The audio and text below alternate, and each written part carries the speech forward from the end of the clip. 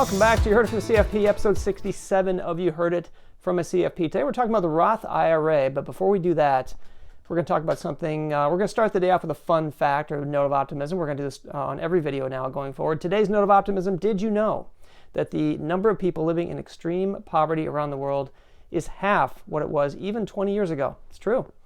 With that happy thought, let's talk about the Roth IRA. We'll talk about savings in the Roth IRA, why you would use a Roth, and why, even if you're a higher income person who doesn't qualify for one, why you should be thinking about using one and how you can use one. So let's talk about that in episode 67. Let's dive in.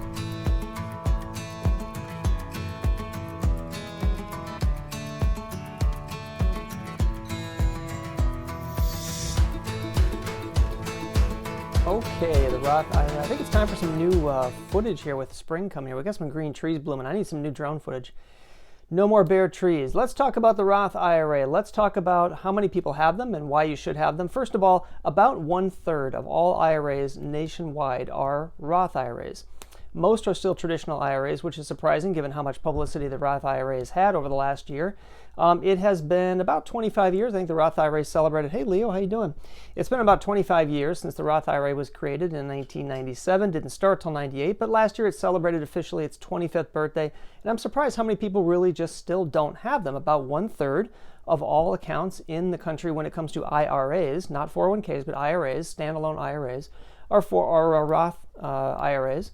And about 1/3 of that are people below the age of 40. So more people who probably could use them aren't using them, and probably more people who should have them should have them.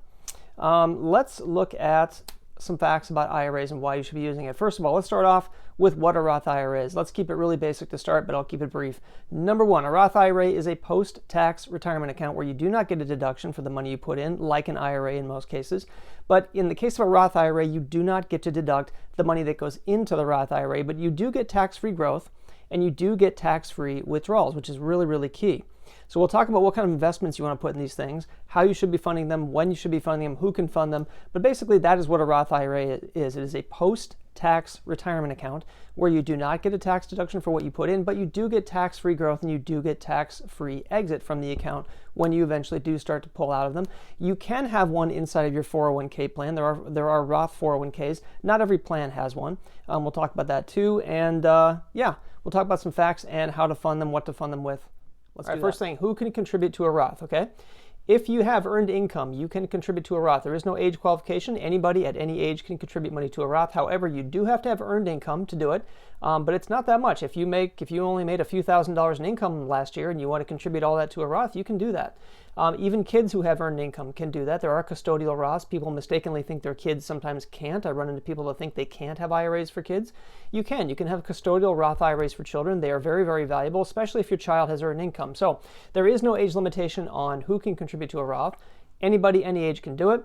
The qualification is income. First of all, you have to have earned income to do it. And second of all, you are within limits. I'm going to look these limits up on my computer here. I'm going to cheat a little bit just so I don't get them wrong. If you're a married filing jointly couple, married that you file your taxes jointly, and you have less than $218,000 of adjusted gross income, you can contribute to a Roth IRA. If you're single and you have income of less than $138,000, you can contribute to a Roth as well. So if you're above those limits, there's a phase out, and you might be phased out completely depending on how if you're a high earner or not. So I can get to that in a second. But there is no age limitation. There is none of that. It's only income based. Must have earned income. Must be within certain limits. Okay. So first off, that's who can contribute to a Roth. How much can you put in? If you are under the income limitations I just outlined, you can put up to $6,500 into a Roth if you're under the age of 50. If you're 50 and older, it's $7,500. Okay, that's regardless of any age, assuming you meet the income qualifications. But your contribution cannot exceed your earned income. So back to my example for a child, for example, if you have a child who earns income on a side business, babysitting, what have you, could be anything. Let's say that child has $3,000 of income, they can't contribute more than $3,000 to a Roth. So you can contribute everything you have in earned income up to the limit of your earned income, but you must have it. And then you, assuming you meet the income qualifications, you can contribute $6,500 or $7,500 depending on what your age is, either under the age of 50 or over the age of 50. Okay, so now we know what a Roth IRA is. We know what a Roth is for as far as income. We know how to fund them and what you can fund them with. What are these things for? There's a lot of different type of accounts out there. Let's talk about what these things are for and what a Roth IRA, how a Roth IRA should be invested and what you should be putting in these things. I see a lot of people doing this wrong. I do sit with people, not every day, and talk about their money, but most days I talk to people about their money and their balance sheet and their finances, and I've been doing this a while, and I see a lot of Roth IRAs invested incorrectly. Now, the majority of Roth IRAs, thankfully, are still invested. Majority of them are invested in stock. You need to be investing your Roth IRAs in the market, in equities, in growth investments. Even though sometimes the market can be scary, that's where these investments need to sit, and you need to have the vast majority of your Roth IRA dollars in equities in those accounts. Now, thankfully, as of the end of 2021, I don't have any 2022 data, but the end of 2021 tells us the majority of people are at least doing the majority of their Roth IRA assets on average in equities. About 67% roughly, okay, this is all about averages, roughly are invested in equities. So if you take all the Roth IRA dollars out there in the marketplace, about 67% of those dollars are invested in growth assets in the equity space, which is exactly what you should be doing. I do see a lot of people put income investments inside Roth IRAs or bonds, individual bonds inside Roth IRAs. Not a good idea. You need to be focused on stock market investments for these accounts. That's what they're for, because they have the most tax advantage structure you can possibly have of any type of account you can open. Also, they are not subject to RMDs. So one key critical component when it comes to drawing from these assets in retirement later will be the fact that Roth IRAs are not, repeat, not subject to RMDs or required minimum distributions. Traditional IRAs and 401ks are subject to them, and it could force you to liquidate stock or equity when the market is down to satisfy an RMD requirement when you hit in your early 70s. A Roth IRA is not subject to that. You have much more flexibility on that end, and you do not have to sell investments when they're down to satisfy an arbitrarily applied government regulation. So, in this case, you want to be focused on equities in your Roth IRA. Invest those funds in equities. Do not be scared of the market. These are long-term investments, and they're typically the investments you draw from last when you are planning your distributions for retirement. All right, so the Roth IRA is great, right? We've established that. Flexibility, tax-free growth, tax-free withdrawals, no RMDs. It's great, right? Question, what if you don't qualify? If you are one of those folks who makes too much money, again, congratulations, but it is a problem, right? If you don't qualify, you can't use this tool unless you meet a couple of stipulations or you go a different route. So if you're under 138,000 as a single filer, you can use it, or under 218. But what if, as a joint couple, but what if you're over that? There are a lot of couples and single filers that are. So if you cannot use a Roth, here are two ideas you could potentially have. Number one, let's talk about a Roth 401k. If your plan, and not every plan does, unfortunately, the list is growing, but it's not all there. I think we personally need a law that says every 401k plan needs a Roth 401k option, but that's just me.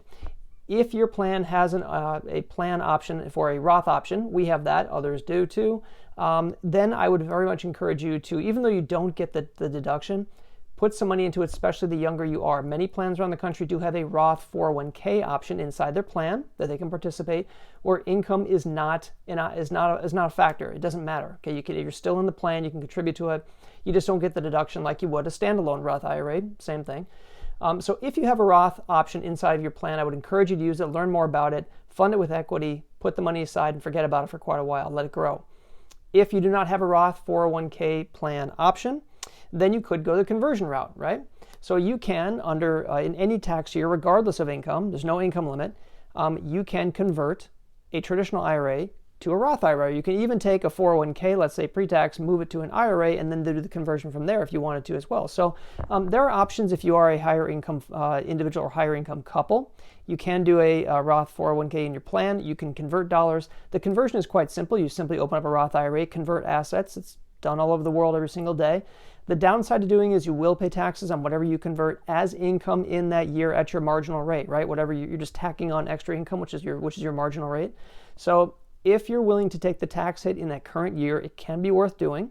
It depends on your situation. If you have questions, please run it by us, or please consult with a tax advisor, because we're not tax advisors technically, but the numbers aren't difficult to run. We can certainly do it for you.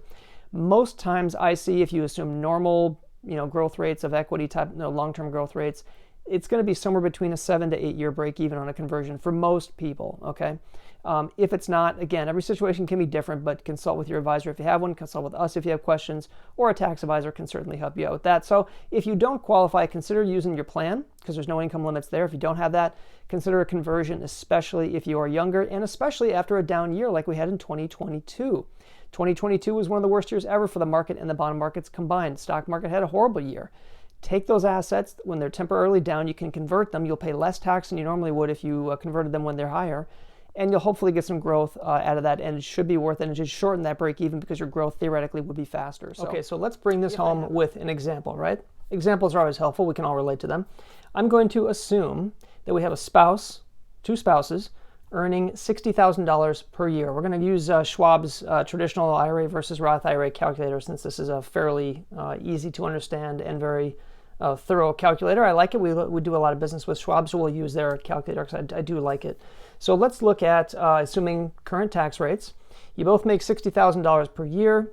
One of you participates in a plan at work, the other one doesn't. I see that a lot, so we're going to keep this realistic. We assume, based on the ages of each, that we are going to have contribution limits as such. We will also assume it's going to be 25 years until their first withdrawal, which it probably would be if they're younger. And we're going to assume roughly a 6.5%. They're using 6.43. I'll call it 6.5, almost 6.5% annual return. 22% income bracket currently, but they're going to be in the 12% bracket when they retire, which is very common. Usually you're in a slightly lower bracket. So when you run those numbers, what you get is that the Roth IRA is a more valuable option. Now, Schwab pins it at these dollar amounts you see here on the screen. However, it can vary, so you want to do your own thoughts on this. But basically, the difference between what is available to the spouse 1 and spouse 2, it can differ. But basically, the Roth IRA would be their more valuable option simply because when they start pulling money out, they're not going to have any tax on it.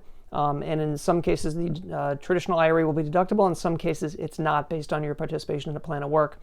So there you go. There's an example. It's a simple example, but I like it. It shows the value of the Roth. If you have any questions on this, please reach out to us. And do not forget, your time is your most valuable asset, as I always say, so don't waste it. And thank you again for being with me for episode 67. I'll see you next time, and thanks again for watching. See ya. Bye.